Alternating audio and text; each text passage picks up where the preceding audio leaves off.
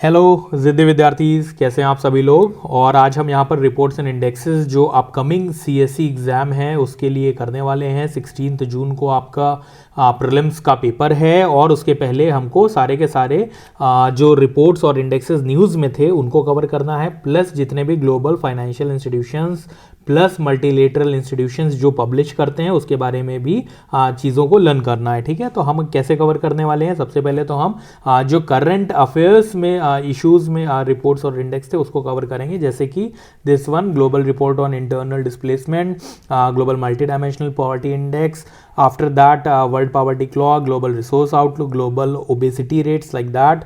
और उसके बाद जो है ऐसे कई सारे करंट अफेयर्स करने के बाद हम ग्लोबल मल्टीलेटरल इंस्टीट्यूशंस और फाइनेंशियल इंस्टीट्यूशंस जो हैं उनके द्वारा रिलीज की गई रिपोर्ट्स को हम यहाँ पर लर्न करेंगे। ठीक है, जैसे कि ये फाइनेंशियल इंस्टीट्यूशंस का है, फिर यहाँ पर यूनाइटेड नेशंस और उसके स्पेशलाइज्ड एजेंसीज की रिपोर्ट्स हैं।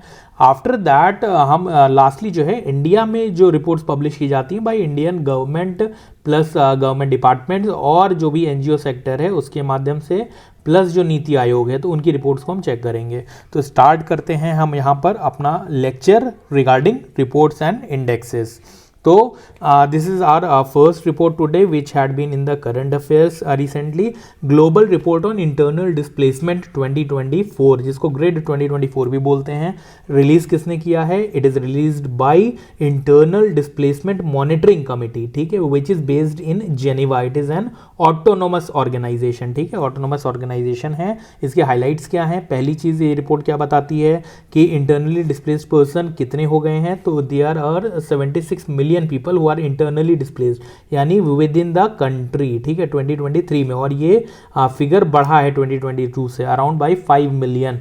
After that 50% of the internally displaced people are coming from Sudan, Syria, Democratic Republic of Congo, Colombia and Yemen. These are the 5 countries responsible for 50% of internally displaced people. Displacements होते क्यों हैं, reason क्या है? तो पहला reason है conflict, second reason है disaster.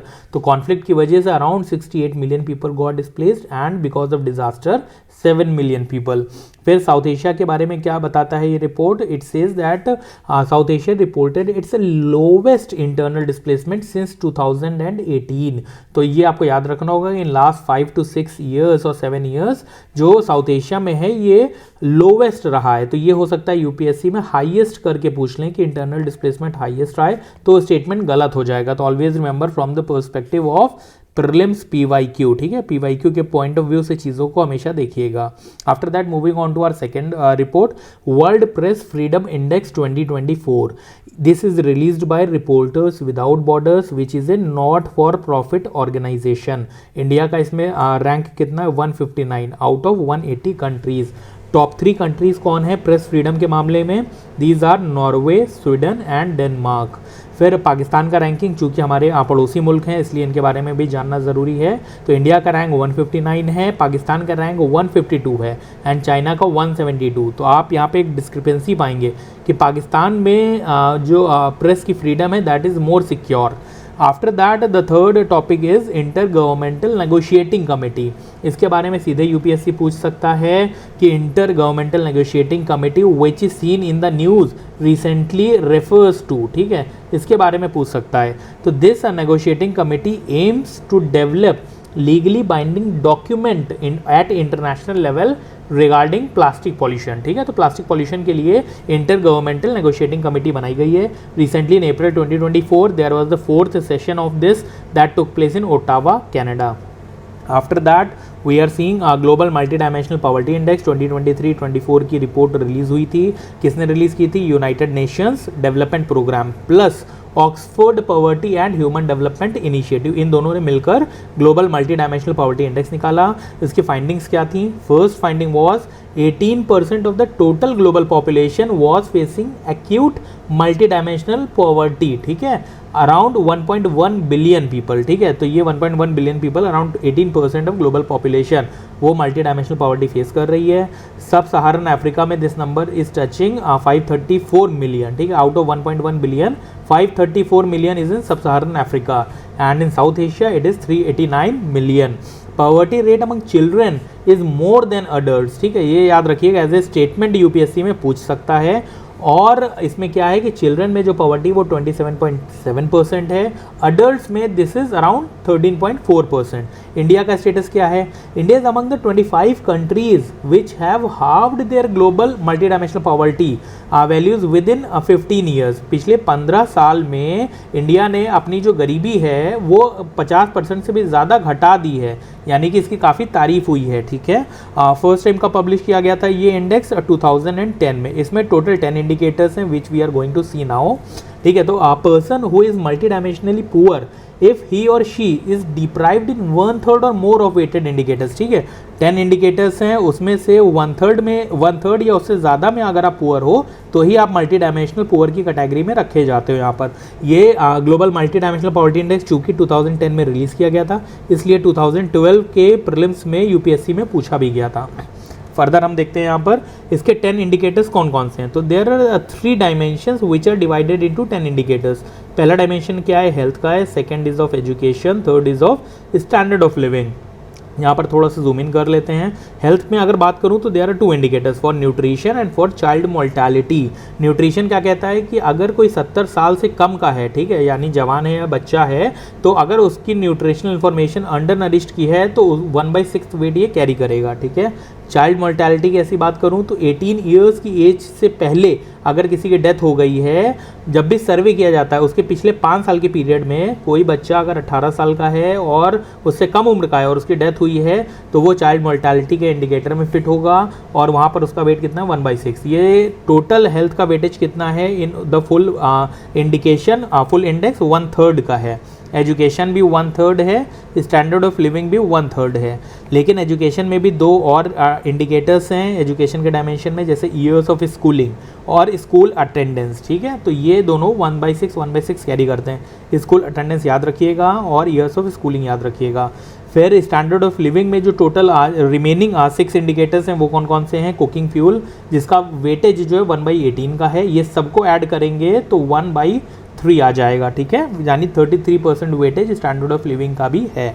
तो फर्स्ट इस कुकिंग फ्यूल में अगर डंग यूज़ कर रहा है, काउ डंग, लकड़ी यूज़ कर रहे हैं, वुड, चारकोल यूज़ कर रहे हैं या कोयला कोल यूज़ कर रहे हैं, तो फिर यानी कि वो मल्टी डायमेंशनल पुअर कैटेगरी के लिए एलिजिबल हो जाएगा और ओवरऑल वेटेज 1/3 से ज़्यादा होगा तो ही उसको कंसिडर करेंगे। After that second is sanitation, third is drinking water की condition, fourth is electricity, fifth is housing and sixth is assets. ये 6 के 6 याद रखिएगा, स्टैंडर्ड ऑफ लिविंग में आते हैं और ये हो सकता है प्रीलिम्स में पूछ ले।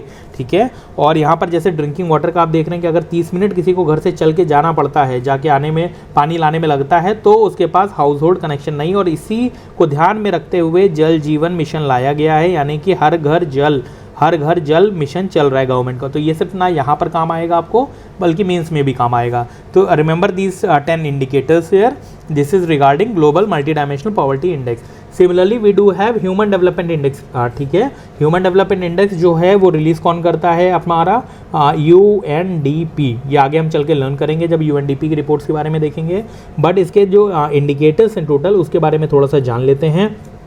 लॉन्ग एंड हेल्दी लाइफ की बात करता है ये, तो यहाँ पर लाइफ एक्सपेक्टेंसी एट बर्थ की बात हो रही है। ठीक है, यहाँ पर चाइल्ड मोर्टेलिटी न्यूट्रिशन की बात हो रही है और यहाँ पर लाइफ एक्सपेक्टेंसी की बात हो रही है ह्यूमन डेवलपमेंट इंडेक्स में। ठीक है, नॉलेज की बात हो रही है यानी एजुकेशन।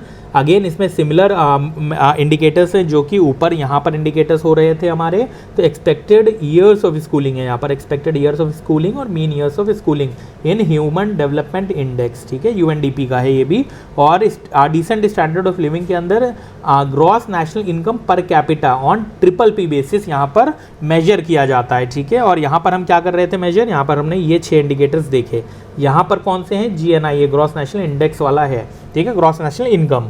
फिर आफ्टर दैट इंडिया की रैंकिंग ह्यूमन डेवलपमेंट इंडेक्स में कितनी है? तो इंडिया की रैंक 134 है। इसमें टॉप पर कौन सी कंट्री थी? स्विट्जरलैंड। 2023-24 के टाइटल क्या था इस रिपोर्ट का? Breaking the grid lock, reimagining cooperation in polarised world. ये ह्यूमन डेवलपमेंट रिपोर्ट का टाइटल था यहाँ पर। ठीक है, तो ये खाली इस रिपोर्ट के बारे में पूछ लेते हैं तो भी याद रखिएगा, ह्यूमन डेवलपमेंट इंडेक्स की बात हो रही है। Moving forward now, State of the Climate in Asia report ठीक है। This is release by World Meteorological Organisation. इसकी फाइंडिंग्स क्या है यहाँ पर, तो Asia faced most disasters globally. अगर कॉन्टिनेंट की बात करें तो ग्लोबली सबसे ज़्यादा डिजास्टर एशिया में आए हैं। कैटेगरी कौन सी है सबसे ज़्यादा डिजास्टर्स की, यानी सबसे ज़्यादा डिजास्टर किस तरीके के थे, तो फ्लडिंग थी एंड स्टॉर्म्स थे।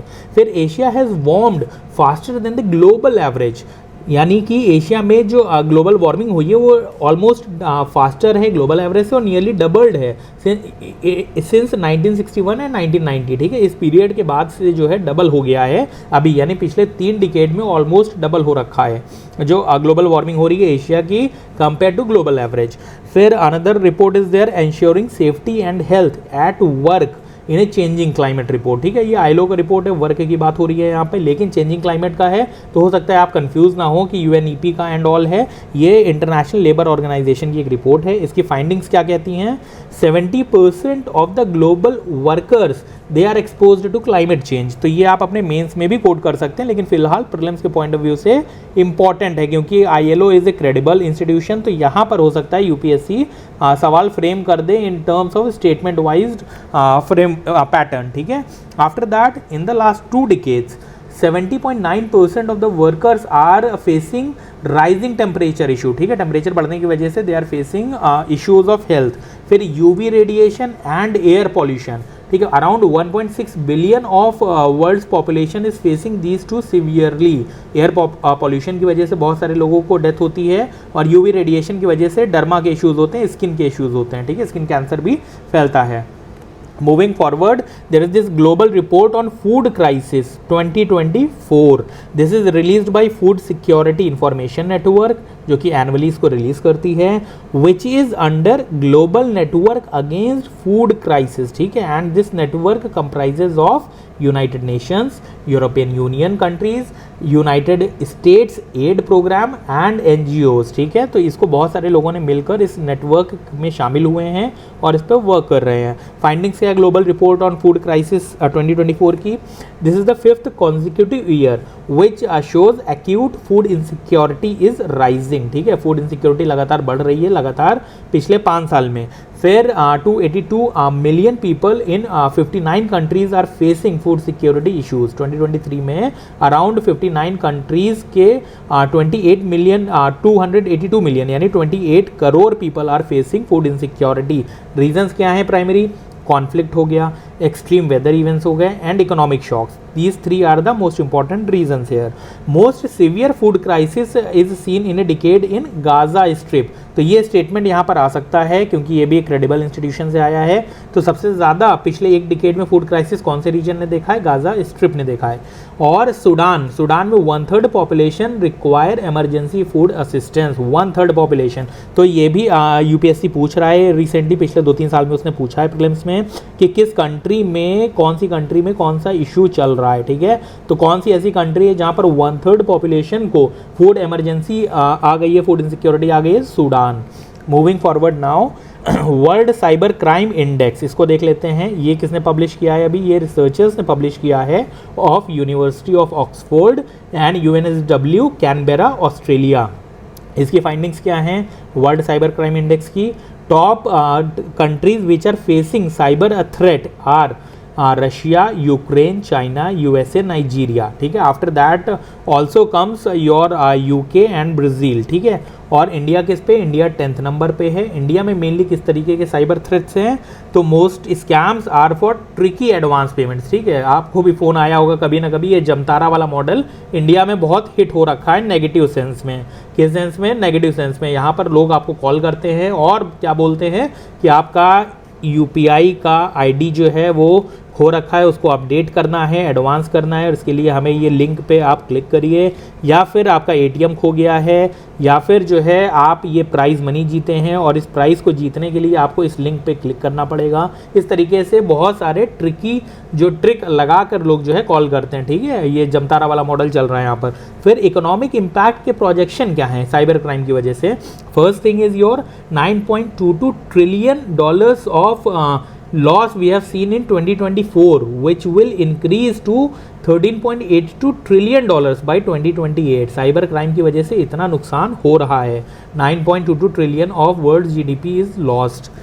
Moving forward now, glycemic index is there. अभी एक रिसेंट स्टडी पब्लिश हुई थी ग्लाइसेमिक इंडेक्स जिसमें दिया गया था, and this study showed that consuming low glycemic index diets might prevent type 2 diabetes. ठीक है, तो वो सभी डायबिटीज़ वाले जो पेशेंट्स हैं, अगर वो ये लो जीआई फूड वाली डाइट फॉलो करेंगे, ये लोग आप अपने घर में भी बताइएगा। ठीक है, आपके जो पेरेंट्स हैं, हो सकता है किसी को डायबिटीज़ का इशू हो या फिर उनकी अंडरस्टैंडिंग थोड़ी इसके बारे में ना हो कि भाई कौन सा शुगरी फूड खाना चाहिए, क्या नहीं खाना चाहिए, तो उसके बारे में ये आप जानकारी रखिए। अभी हो सकता है आपके पर्सनली ये काम में आ जाए।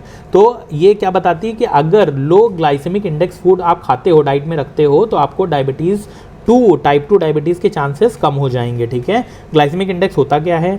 इट रैंक्स द फूड, ये फूड को रैंक करता है, which contain carbohydrates according to their effect on blood glucose level. Blood के ग्लूकोज लेवल पे क्या फर्क पड़ने वाला है कार्बोहाइड्रेट्स को खाने के बाद, तो वो जो फूड में जितना कार्बोहाइड्रेट होता है उसके अकॉर्डिंगली इसको रैंक करता है। तो कुछ हाई ग्लाइसेमिक इंडेक्स फूड्स हैं, कुछ लो ग्लाइसेमिक इंडेक्स फूड्स हैं। तो ये यूपीएससी में भी आपके आ सकता है, तो 2024 में ही आ सकता है कि इनमें से कौन सा हाई ग्लाइसेमिक इंडेक्स वाला फूड है या लो वाला फूड है। ठीक है, तो कुछ पे तो आप डायरेक्टली आप टिक मार सकते हो, लेकिन कुछ चीज़ों पर आप टिक हो सकता है ना मार पाओ। ठीक है, अटेम्प्ट करने में दिक्कत हो, क्योंकि अभी पैटर्न जो है चेंज हो गया है, टफ हो गया है थोड़ा सा, तो उसमें बेटर होगा कि we learn it by heart.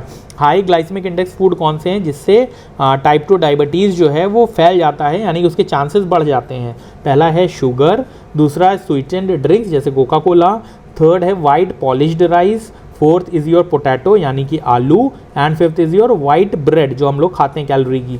ठीक है, तो यहाँ पर आप पाइएगा कि हार्वेस्ट जो है उसकी जो वाइट ब्रेड होती है, तो वो भी एक तरीके से हाई ग्लाइसेमिक इंडेक्स फूड में रखा गया है। After that low glycemic index food की अगर मैं बात करूँ, फ्रूट्स ऑब्वियसली हमेशा अच्छा होता है, ग्रेन्स खाइए, लेंटिल यानी दाल खाइए, नॉन स्टार्ची वेजिटेबल्स लीजिए, लेग्यूम्स लीजिए, डेयरी प्रोडक्ट जो है उसको कंज्यूम करिए, ब्राउन राइस। ठीक है, तो वाइट राइस को यहाँ पर रखा गया है, पॉलिश्ड राइस को हाई ग्लाइसेमिक इंडेक्स में, और ब्राउन राइस को रखा गया है लो ग्लाइसेमिक इंडेक्स में। ठीक है, तो कार्बोहाइड्रेट किसमें ज़्यादा होता है? इसमें ज़्यादा होता है, इसमें कम होता है। इसके कंजम्पशन से डायबिटीज़ के होने के चांसेस घटेंगे आपके।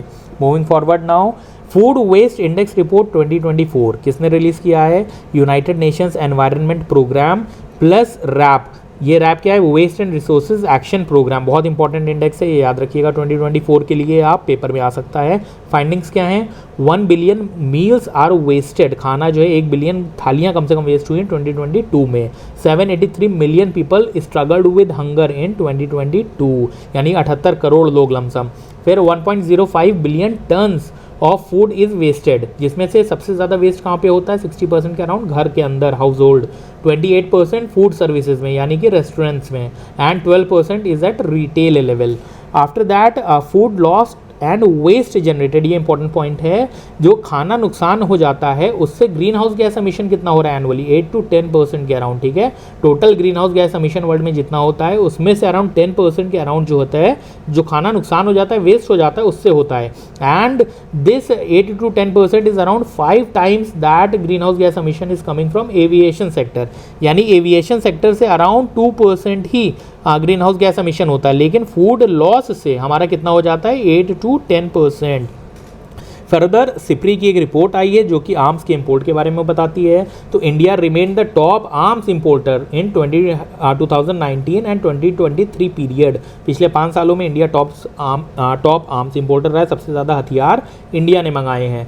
कौन सी कंट्री में सबसे ज़्यादा हथियार हमने मंगाए हैं? तो ये चार्ट याद रखिएगा, बहुत इंपॉर्टेंट है। सबसे ज़्यादा हम रशिया से प्रोक्योर करते हैं, अराउंड 36%, फिर उसके बाद फ्रांस से 33% एंड यूएसए 13%। ठीक है, but this is the first time since 1960-64 जब हमने, यानी कि पिछले 5 डिकेड में 6 डिकेड में रशिया से हम 50% के ऊपर ही हमेशा मंगाते थे, बट ये पहली बार है जो 36% हुआ है, यानी 50% से कम हमारा टोटल इंपोर्ट जो हुआ है आर्म्स का वो रशिया से कम हो गया है अभी। ठीक है, उसके पहले मोर देन 50% हम रशिया से ही आर्म्स मंगाते थे, लेकिन अभी रिसेंटली पिछले 5 सालों में ये घट गया है। फिर बिगेस्ट आर्म्स सप्लायर ग्लोबली कौन है? यूएसए है, और उसके बाद France is at the second number. Moving forward now, world poverty clock. ठीक है, इसको किसने पब्लिश किया? वर्ल्ड पॉवर्टी क्लॉक को International Fund for Agricultural Development plus agricultural ministry of Germany, इन दोनों ने इसको पब्लिश किया। फाइंडिंग्स क्या हैं? India made significant progress in reducing extreme poverty, ठीक है, तो इंडिया की तारीफ हो रही है कि इंडिया ने एक्सट्रीम पॉवर्टी घटाई है। Less than 3% of India's population is below poverty level now, ठीक है, तो अभी इंडिया की पॉपुलेशन जो है वो 3% से कम ऐसी है जो कि बीपीएल कैटेगरी में है, और ये पहले बहुत ज़्यादा हुआ करती थी। पॉवर्टी लाइन इन्होंने क्या रखी है? ये they are using $2.15 per day. Global resource outlook 2024 another report is there by United Nations Environment Programme. इसकी फाइंडिंग्स क्या हैं?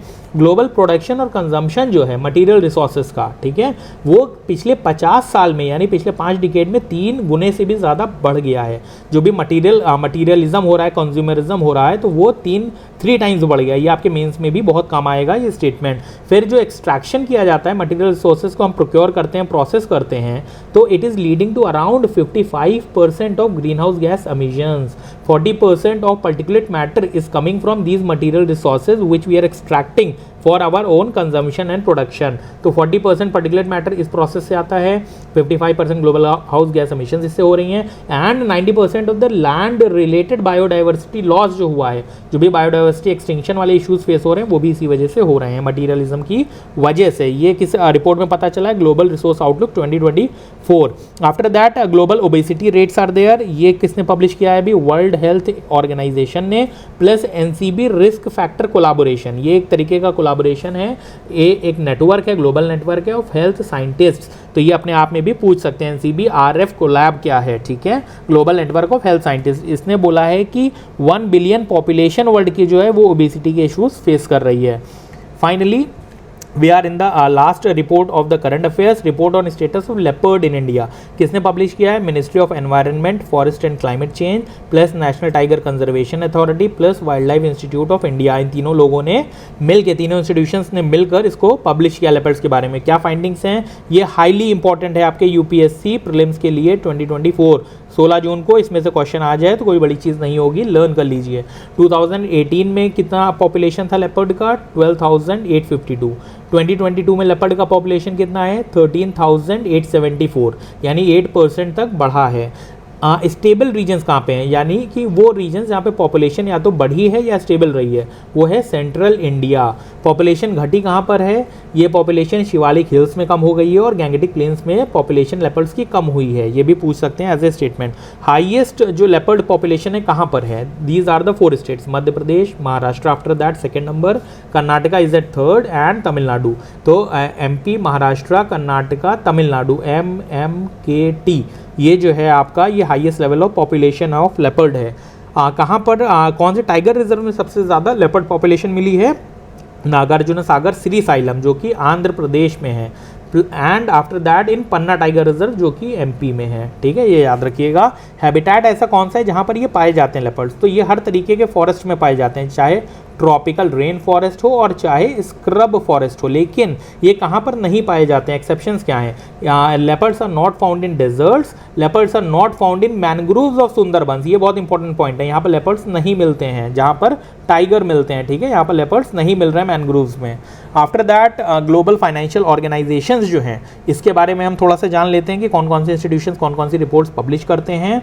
वर्ल्ड बैंक जो है इसकी कुछ ये 9 रिपोर्ट्स हैं। ये जॉब्स फॉर रेजिलियंस अभी रिसेंटली न्यूज़ में थी, याद रखिएगा, वर्ल्ड बैंक की रिपोर्ट है। ये सबसे नीचे मैंने लिखी है क्योंकि इसमें बहुत अच्छा फैक्ट तो नहीं था, इंडिया की जॉबलेस ग्रोथ के बारे में बात हो रही थी, लेकिन एट द सेम टाइम ये वर्ल्ड बैंक ने निकाला है, इसलिए याद रखिएगा।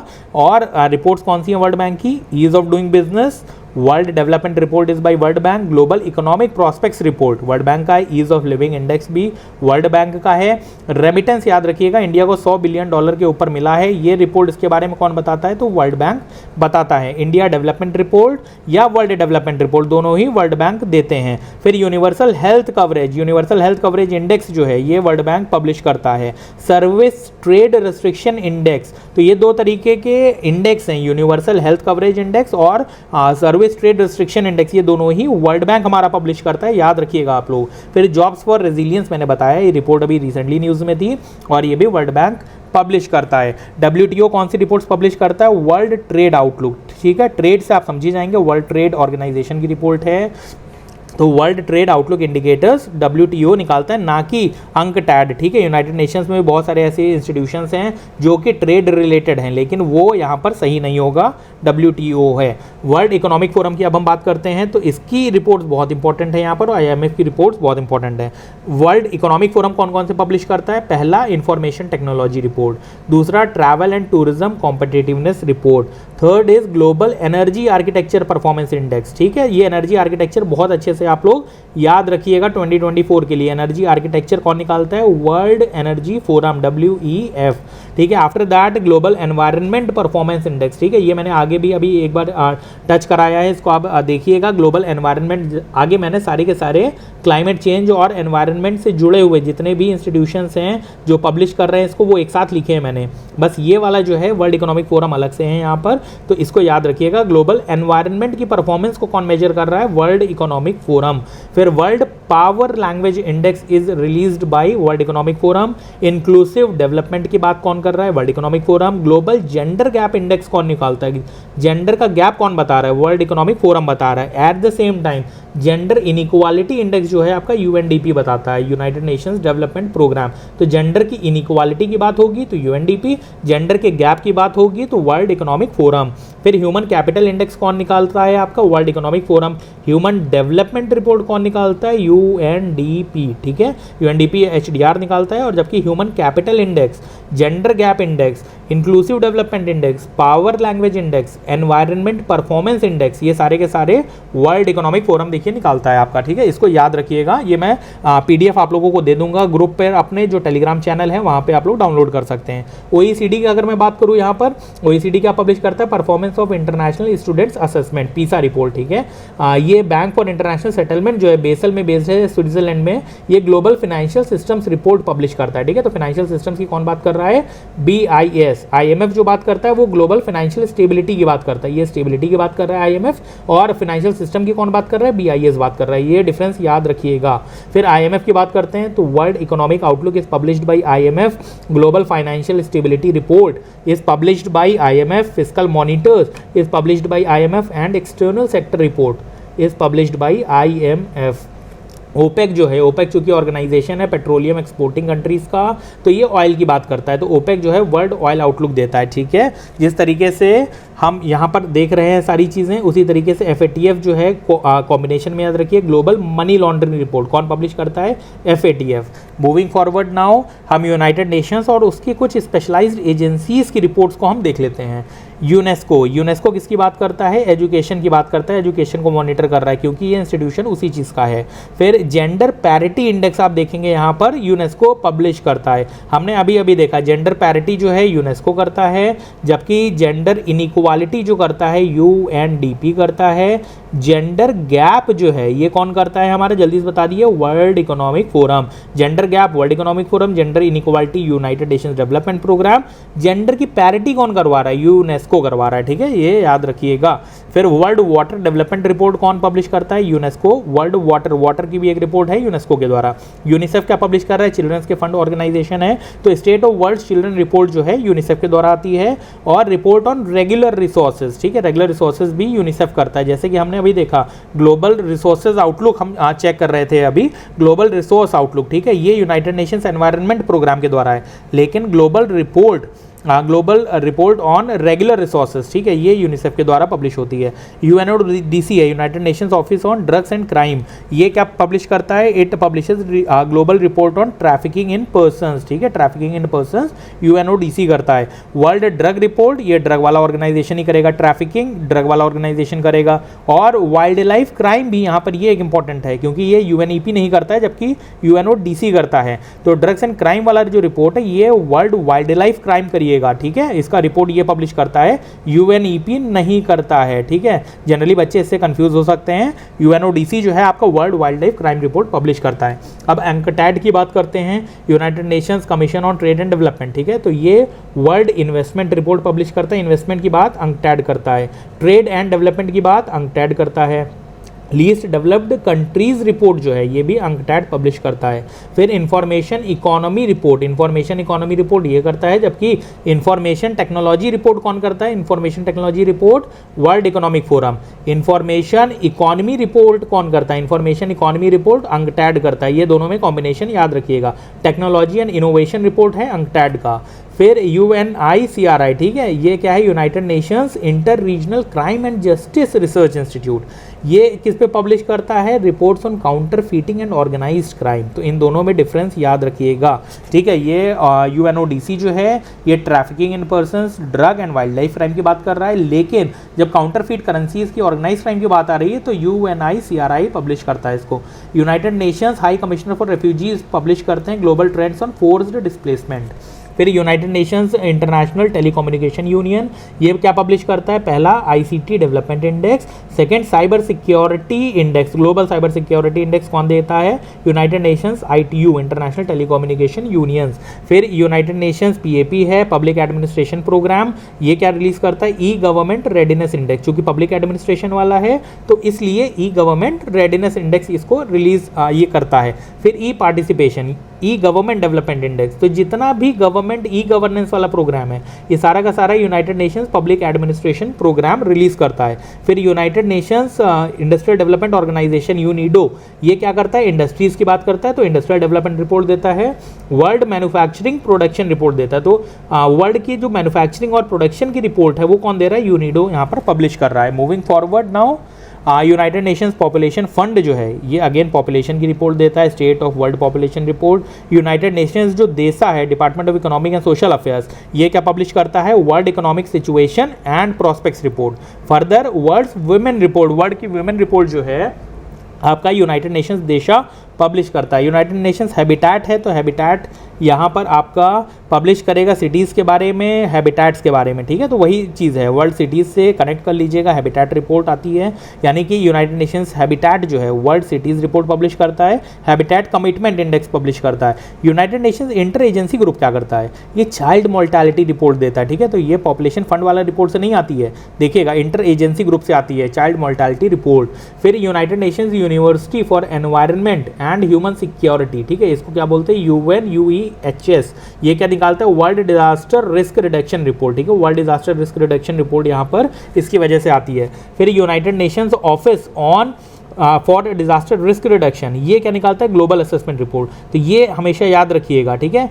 World disaster Risk reduction, world disaster risk index ये इससे नहीं आता है, ठीक है, बल्कि यूनाइटेड नेशंस यूनिवर्सिटी पब्लिश करती है for environment and human security world disaster risk index को। और ग्लोबल असेसमेंट रिपोर्ट को कौन देता है? United Nations Office for Disaster Risk reduction. ये अंतर याद रखिएगा। फिर ऐसी कौन सी यूनाइटेड नेशंस एजेंसीज नहीं हैं जो कि इससे जुड़ी हुई यानी क्लाइमेट से जुड़ी हुई ये रिपोर्ट्स को पब्लिश करते हैं? जैसे कि जर्मन वॉच एक है, यूनाइटेड नेशंस एजेंसी नहीं है, लेकिन ये पब्लिश क्या करता है? Climate change performance index. Boston health institute publish करता है State of global air report. Global footprint network क्या पब्लिश करता है? ग्लोबल इकोलॉजिकल फुटप्रिंट, ये याद रखिएगा। और यहाँ पर देखिएगा ग्लोबल एनवायरनमेंट परफॉर्मेंस इंडेक्स, मैंने बोला था ना, वहाँ पर मेंशन किया था वर्ल्ड इकोनॉमिक फोरम पब्लिश करता है। तो global environment performance index World Economic Forum, climate change performance German Watch, state of global air Boston health, global ecological footprint तो global footprint network, United Nations Office for Disaster Risk Reduction assessment report और world disaster risk ये United Nations University. फिर International Labour Organization जो है ये क्या publish करता है? सोशल प्रोटेक्शन की बात करता है, जस्टिफाइड है, समझ में आ जाएगा। एम्प्लॉयमेंट एंड सोशल आउटलुक की बात करता है तो ILO जो पब्लिश करता है world social protection report, world employment social outlook report, global wage report और वर्ल्ड ऑफ वर्क रिपोर्ट। यानी ये नाम से ही आपको समझ में आ जाना चाहिए कि ILO पब्लिश कर रहा है। यूनाइटेड नेशंस डेवलपमेंट प्रोग्राम कौन सी रिपोर्ट्स करता है? जेंडर इनइक्वालिटी इंडेक्स, मैंने जस्ट अभी बताया आपको, education development index and Human development report. तो एजुकेशन के डेवलपमेंट की बात, जेंडर इनइक्वालिटी के बाद UNDP कर रहा है। यूनाइटेड नेशंस एनवायरनमेंट प्रोग्राम क्या क्या पब्लिश करता है? एडाप्टेशन गैप रिपोर्ट को पब्लिश करते हैं। ग्लोबल एनवायरनमेंट आउटलुक UNEP देता है। Emissions gap report, adaptation gap report UNEP से आता है। Rise of environmental crime report Interpol और UNEP मिलकर पब्लिश करते हैं, ये भी याद रखिएगा, ठीक है। Actions on air quality UNEP की रिपोर्ट है। Moving forward now, United Nation sustainable development network जो है ये वर्ल्ड हैप्पीनेस रिपोर्ट पब्लिश करता है। एफएओ जो है आपका world state of forest report देता है। इसी तरीके से ये फिशरीज की भी रिपोर्ट देता है, एक्वाकल्चर की रिपोर्ट देता है, एग्रीकल्चर की रिपोर्ट देता है। ठीक है, तो ये एफएओ जो है बहुत सारी रिपोर्ट देता है, फॉरेस्ट, फिशरीज, एक्वाकल्चर, एग्रीकल्चर पे एफएओ रिपोर्ट पब्लिश करता है। डब्ल्यूएचओ क्या करता है? Ambient air pollution report, world tuberculosis report, world health statistics, world malaria report, global status on road safety. Road safety अभी रिसेंटली न्यूज़ में था, तो याद रखिएगा डब्ल्यूएचओ इसको पब्लिश करता है। वीपो जो है World Intellectual Property Organization, this publishes World Intellectual Property report. Global innovation index, global innovation index में भी वीपो का रोल है। कैसा रोल है? ये कॉर्नेल यूनिवर्सिटी इंस्टीट्यूट के साथ मिलकर पब्लिश करता है ग्लोबल इनोवेशन इंडेक्स को। इंटरनेशनल सिविल एविएशन ऑर्गेनाइजेशन ये कॉर्सिया रिपोर्ट को पब्लिश करता है। This also publishes, this is very important, international standards and recommended practices, ISARPs, ये स्टैंडर्ड्स एंड रिकमेंडेड प्रैक्टिसेस जो है किस फॉर्म में होती हैं? सिविल एविएशन के लिए रिलीज की जाती हैं। ये याद रखिएगा कौन से सेक्टर के लिए ये रिलीज किया जाता है? Civil aviation. फिर वर्ल्ड सिविल एविएशन रिपोर्ट भी ICAO के द्वारा पब्लिश होता है। IAEA क्या करता है? Nuclear technology report, international atomic energy agency, तो ये रेड बुक को पब्लिश करता है, न्यूक्लियर टेक्नोलॉजी रिव्यू को पब्लिश करता है, टेक्निकल कोऑपरेशन रिपोर्ट देता है। अब रेड बुक जो है IAEA का, वैसे ही कौन सा है यहाँ पर? रेड लिस्ट होता है हमारा। रेड लिस्ट किसका होता है? ये रेड बुक तो IAEA का हो गया, रेड लिस्ट IUCN का हो गया। ये डिफरेंस हमेशा याद रखिएगा, क्योंकि पेपर में रेड बुक लिख कर आपको हो सकता है IUCN दे दें सामने, तो वो गलत हो जाएगा। Red book is published bye international atomic energy agency, red list is published bye IUCN। Observer station IUCN का जो है international union for conservation of nature, this has observer and consultative status at United Nations, ये भी याद रखिएगा। IEA international energy agency, it is not a United Nations agency, autonomous body है और 1974 में बनाई गई थी। It is Paris based inter governmental organisation. World energy outlook कौन रिलीज करता है? इंटरनेशनल एनर्जी एजेंसी, ये नहीं करता है। ठीक है, फिर south east Asia energy outlook भी IEA करता है पब्लिश। फिर international Fund for Agricultural development, ये रूरल डेवलपमेंट रिपोर्ट पब्लिश करता है। Investing in rural people report publish करता है, और रूरल पॉवर्टी रिपोर्ट भी international Fund for Agricultural development करता है। तो IFAD जो है आपका, ये याद रखिएगा आप लोग, रूरल से जुड़ी हुई रिपोर्ट्स को पब्लिश करता है। Moving forward now and seeing non profit और other governmental organisations publishing important reports, तो यहाँ पर हम क्या देखने वाले हैं? World Wide Fund for Nature the energy report publish करता है, लिविंग प्लैनेट रिपोर्ट पब्लिश करता है। तो वर्ल्ड एनर्जी आउटलुक जो है, देखिए एनर्जी आउटलुक जो है इंटरनेशनल एनर्जी एजेंसी पब्लिश करती है, लेकिन at the same time world wild life fund for nature जो है ये द एनर्जी रिपोर्ट पब्लिश करता है, लिविंग प्लैनेट रिपोर्ट साथ में पब्लिश करता है। ट्रांसपेरेंसी इंटरनेशनल हमेशा करप्शन वाली रिपोर्ट्स को पब्लिश करता है। 2024 के करप्शन परसेप्शन इंडेक्स में इंडिया की रैंक कितनी है? 93 रैंक है out of 180 countries. Reporters Without borders मैंने अभी बताया आपको, वर्ल्ड प्रेस फ्रीडम इंडेक्स को पब्लिश करते हैं, जबकि global hunger index is published bye IFPRI international food policy research institute and economy for 99%। ठीक है, ये ऑक्सफैम के द्वारा रिपोर्ट पब्लिश होती है, बहुत इंपॉर्टेंट रिपोर्ट है इनकम इनइक्वालिटी को दिखाने के लिए। ठीक है, ग्लोबल पेंशन इंडेक्स कौन पब्लिश करता है? मेलबर्न मर्सर, ठीक है, ऑस्ट्रेलिया का ग्रुप है। फिर index of economic freedom, index of economic freedom is released by Heritage Foundation. फिर global human rights report Amnesty International के द्वारा आती है, और this is asked, already asked in UPSC, ये UPSC का पुराना क्वेश्चन है। फिर intellectual property index is released by US chamber of commerce. Global peace index, global terrorism, यानी पीस और टेररिज्म एक साथ कौन लेके आता है? International economics institute. ठीक है, फिर इंसीड जो है आपका ग्लोबल टैलेंट कॉम्पिटिटिवनेस इंडेक्स को पब्लिश करता है। सिटी मोमेंटम इंडेक्स, सिटी का मोमेंटम कौन देख रहा है यहाँ पर? JLL real estate services, USA based group है, रियल एस्टेट सर्विस देती है। हमने देखा था सिटीज से जुड़ा हुआ कौन दे रहा था? United Nations habitat. और यहाँ पर सिटी के मोमेंटम को कौन तलाश रहा है? एक नॉन प्रॉफिट ऑर्गेनाइजेशन। फिर social progress index, social progress index कौन रिलीज कर रहा है? Social progress imperative. फिर ये 3 तरीके की रिपोर्ट्स कौन रिलीज करता है? ये हो सकता है तीनों रिपोर्ट्स के नाम दे दे और फिर पूछ ले कौन करता है, तो IPCC करता है। ठीक है, assessment report, special report, synthesis report. Moving forward, seeing NITI Aayog के रिपोर्ट्स, ठीक है। यहाँ पर नीति आयोग की कौन कौन सी रिपोर्ट्स हैं। First report is grow report. Grow report क्या है, greening and restoration of waste lands with agro forestry, ये नीति आयोग पब्लिश करता है। Second, senior care reforms in India report. Third is India great power 2050 report, ये भी नीति आयोग ने दी है, हो सकता है पूछ ही ले इसका ऑथर कौन है या किसने निकाला है इसको। साथ ई रिपोर्ट यानी कि systematic transformation of school education, ये कौन पब्लिश करता है, साथ ही report NITI Aayog again. National multi dimensional poverty index, हमने अभी ग्लोबल देखा था, ये नेशनल है, नेशनल कौन रिलीज करता है, नीति आयोग करता है। और इसके रिसेंट के ट्रेंड्स क्या हैं कि जो मल्टी डायमेंशनल पॉवर्टी इंडिया के अंदर है, हमने ग्लोबल तो देख लिया, अब इंडिया देख लेते हैं। तो इंडिया में around 11.28% people are multi dimensionally poor in 2022-23 और 2013 एंड 14 में, एक डिकेड पहले ये मल्टी डायमेंशनल पॉवर्टी कितनी थी, 29%, ठीक है, ये घट के कितनी हो गई है, 11%। फिर export preparedness index is released bye NITI Aayog. National strategy for artificial intelligence is released bye NITI Aayog. Deep dive report जो कि एस्पिरेशनल डिस्ट्रिक्ट्स के लिए है, कौन पब्लिश करता है, NITI Aayog. Mission document for life style for environment, किसने रिलीज किया, नीति आयोग ने। Model conclusive land titling act and rules, ये किसने रिलीज किया, नीति आयोग ने। यानी लैंड टाइटलिंग वाला जो एक्ट और रूल आया है वो नीति आयोग ने पब्लिश किया है। फिर responsible AI artificial intelligence for all, NITI Aayog की रिपोर्ट है। नीति आयोग के इंडेक्स कौन कौन से हैं ये भी देख लेते हैं। Composite water management index, district hospital index, global innovation index, India innovation index, global में वो कंट्रीब्यूट करता है, इंडिया वो डायरेक्टली पब्लिश करता है। फिर स्कूल एजुकेशन क्वालिटी इंडेक्स, ये मिनिस्ट्री ऑफ एजुकेशन के साथ मिलकर नीति आयोग पब्लिश करता है, स्कूल एजुकेशन क्वालिटी इंडेक्स। फिर SDG India index NITI Aayog देता है। State energy index NITI Aayog देता है। State health index NITI Aayog देता है। और उसके साथ में ही परफॉर्मेंस हेल्थ आउटकम इंडिकेटर्स भी नीति आयोग पब्लिश करता है। Moving forward, other Indian organisations जो पब्लिश कर रही हैं रिपोर्ट्स, उसके बारे में भी थोड़ा सा देख लेते हैं। जैसे कि Indian state of forest report कौन करता है, फॉरेस्ट सर्वे ऑफ इंडिया।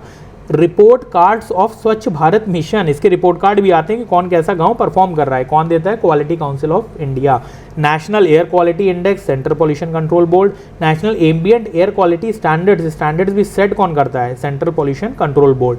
फिर आरबीआई दो रिपोर्ट्स यहाँ पर दे रहा है, कौन कौन सी, interest subvention report, financial stability report. हमने ग्लोबल फाइनेंशियल स्टेबिलिटी रिपोर्ट देखी थी, अब हम नॉर्मल इंडिया की नेशनल फाइनेंशियल स्टेबिलिटी रिपोर्ट देख रहे हैं, आरबीआई देता है। इंटरनेट रेडीनेस इंडेक्स कौन पब्लिश करता है, Indian mobile association of India, ठीक है। फिर रेसिडेक्स जो है यहाँ पर नेशनल हाउसिंग बैंक देता है। Acer report, annual status of education report, प्रथम करके एक एनजीओ है, इसी एनजीओ का जो ये एसर रिपोर्ट है इसी को गवर्नमेंट यूज़ करती है, ठीक है, अपनी पॉलिसीज़ को डिज़ाइन करने के लिए। इतने अच्छे लेवल पे ये लोग रिपोर्ट को बनाते हैं, सर्वे करते हैं, ठीक है। एसर रिपोर्ट बाय प्रथम एनजीओ। फिर इंडिया सोशल डेवलपमेंट इंडेक्स, ये एक इंपॉर्टेंट है, council of social development publish करता है। रेड डेटा बुक, देखिए रेड डेटा यहाँ पर भी एक आ गया है, इसको कौन पब्लिश करता है, botanical survey of India. After that leads करके जो है लॉजिस्टिक्स के लिए है, ये ministry of commerce and industry publish करती है। रिसेंटली इसको मिनिस्टर जो हैं वो कौन है, पीयूष गोयल जी, उन्होंने इसको पब्लिश किया था। इसी के साथ ये लेक्चर यहाँ पर ख़त्म होता है आप लोगों का, और मुझे लगता है कि रिपोर्ट्स एंड इंडेक्स में आपने बहुत कुछ आज लर्न कर लिया होगा अलॉन्ग विथ करंट अफेयर्स। तो इसके लिए बहुत बहुत शुक्रिया, अगर यहाँ तक आप आए हैं अभी तक सुनते हुए तो उसके लिए बहुत बहुत थैंक यू। और इसी के साथ सब्सक्राइब ज़रूर करिए और शेयर ज़रूर करिए यूट्यूब का चैनल, ठीक है, तुरंत ही सब्सक्राइब कर लीजिए ताकि आपको अपडेट्स लगातार मिलती रहें। दिस इज़ माई ID जिद्दी विद्यार्थी 01। टेलीग्राम की ID क्या है, जिद्दी_विद्यार्थी_IAS। चैनल नेम क्या है, जिद्दी विद्यार्थी फॉर पब्लिक सर्विस, ठीक है, पब्लिक सर्विस। इसको ज़रूर से आप लोग ज्वाइन करिए, सारे के सारे PDF यहीं पर आते हैं। इंस्टाग्राम ID है जिद्दी_विद्यार्थी। इसी के साथ आप सभी को जय हिंद, और जल्दी ही हम दूसरे लेक्चर में मिलते हैं आपसे। चलिए ख्याल रखिए, स्टे हेल्दी, स्टे हैप्पी।